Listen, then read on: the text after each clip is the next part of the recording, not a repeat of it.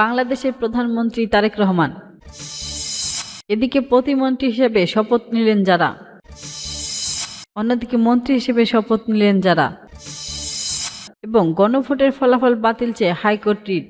এতক্ষণ শুনছিলেন শিরোনাম, এবার জানিয়ে বিস্তারিত। দেশের 11তম প্রধানমন্ত্রী হিসেবে শপথ নিয়েছেন বিএনপির চেয়ারম্যান তারেক রহমান। মঙ্গলবার বিকালে 4টায় জাতীয় সংসদ নির্বাচনের ভবনের দিকে পিলাজাই থেকে শপথ পড়ান রাষ্ট্রপতি মোহাম্মদ শাহাবুদ্দিন। শপথ গ্রহণ অনুষ্ঠানে দক্ষিণ এশীয় বিভিন্ন দেশের প্রতিনিধি সহ বিপুল সংখ্যক দেশি ও বিদেশি অতিথি অংশগ্রহণ করেন। এবার বঙ্গভবনে পরিবর্তনে জাতীয় সংসদ ভবনে দক্ষিণ প্লাজায় প্রধানমন্ত্রী ও মন্ত্রিসভার সদস্যদের শপথ অনুষ্ঠানের আয়োজন করা হয়। এর আগে সকাল জাতীয় সংসদ ভবনে নবনির্বাচিত এমপিদের শপথ পড়ানোর প্রধান নির্বাচন কমিশনার সিইসি এম নাসির উদ্দিন। প্রসঙ্গত, গত 12ই ফেব্রুয়ারি ত্রিদশ জাতীয় সংসদ নির্বাচন অনুষ্ঠিত হয়। এই নির্বাচনে ভূমিধস জয় পায় বিএনপি। নির্বাচন কমিশনের গেজেট অনুযায়ী 297টি আসনের মধ্যে বিএনপি 209টি এবং জামায়াত ইসলামী 68টি আসনে জয়লাভ করেন। এছাড়া জাতীয় পার্টি এনসিপি 6টি এবং স্বতন্ত্র প্রার্থীরা 7টি আসন জয় হয়েছেন। এদিকে আদালতের নির্দেশনার কারণে 2টি আসনের ফল ঘোষণা করা হয়নি। আরও একজন প্রার্থীর মৃত্যুজনিত কারণে একটি আসন নির্বাচন অনুষ্ঠিত হয়নি। এদিকে প্রতিমন্ত্রী হিসেবে শপথ নিলেন ক্ষমতাসীন বিএনপি সরকারের মন্ত্রিসভায় স্থান পাওয়া 24 জন। মঙ্গলবার বিকালে 4টার পরে শপথ নেন তারা। তাদের শপথ বাক্য পাঠ করার রাষ্ট্রপতি মোহাম্মদ শাহাবুদ্দিন। প্রতিমন্ত্রী হিসেবে শপথ নিয়েছে এম রশিদুজ্জামান মিল্লাত, অনিন্দ্য ইসলাম অমিত এবং শফিকুল আলম, শামা ওবায়দ ইসলাম, সুলতানা সালাউদ্দিন টুকু, ব্যারিস্টার কাউসার কামাল, মোহাম্মদ আমিনুল হক, নুরুল হক নূর, ইয়াসিন খান চৌধুরী, এম ইকবাল হোসেন, এম মুমিন, আহমদ হোসেন মঞ্জুর, রবি হাজ্জাদ, আলী ও নেওয়াজ মাহমুদ খোয়াব। এদিকে মীর মোহাম্মদ হিলাল উদ্দিন, হাবিবুর রশিদ, মোহাম্মদ রাজীব আহসান, মোহাম্মদ আব্দুল বারি, মীর শাহে আলম, জুবায়েদ আব্দুর রমিন সাকিব, ইশরাক হোসেন, ফারজানা শারমিন, শেখ ফরিদুল ইসলাম, ফারজানা হোসেন আজাদ।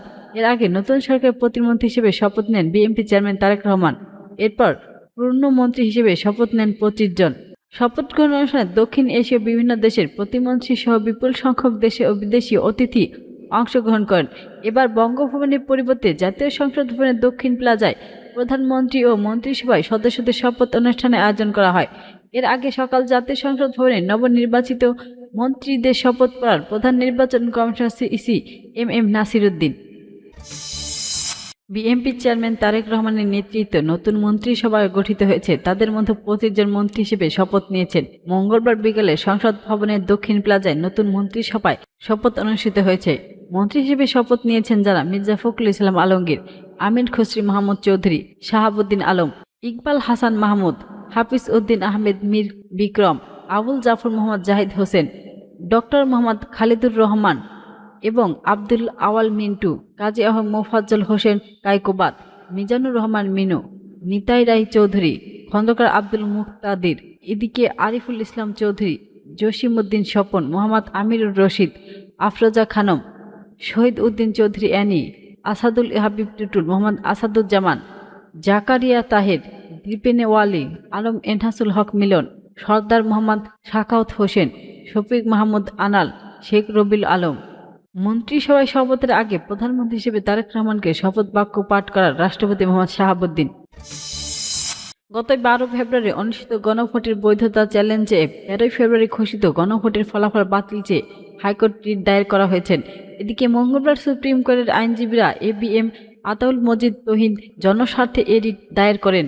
এদিকে জানা গেছে, ভবিষ্যতে কোনো অর্থবর্তী ও তত্ত্বাবধায়ক সরকার যেন গণভোট আয়োজন করতে না পারে, হাইকোর্টের কাছে এমন ঘোষণার জন্য আবেদন করা হয়েছে।